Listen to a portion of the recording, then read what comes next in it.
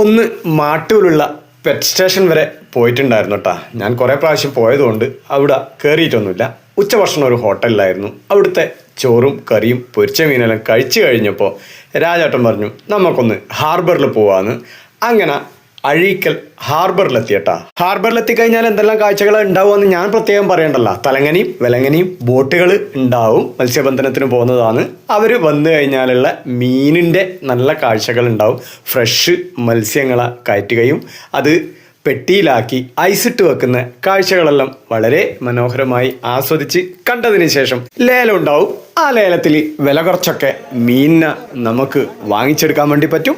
ആ ഒരു കാഴ്ചയാണ് നിങ്ങൾ കാണും. രാജാട്ടനും വാങ്ങിച്ചിട്ടുണ്ടായിരുന്നു കുറച്ച് പൈസക്ക് കുറേ ചെമ്മീൻ.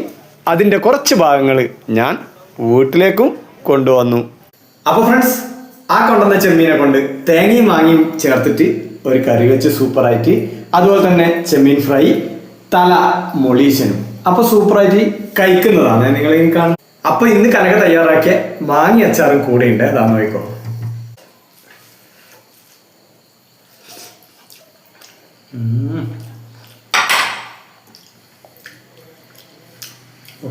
Bye.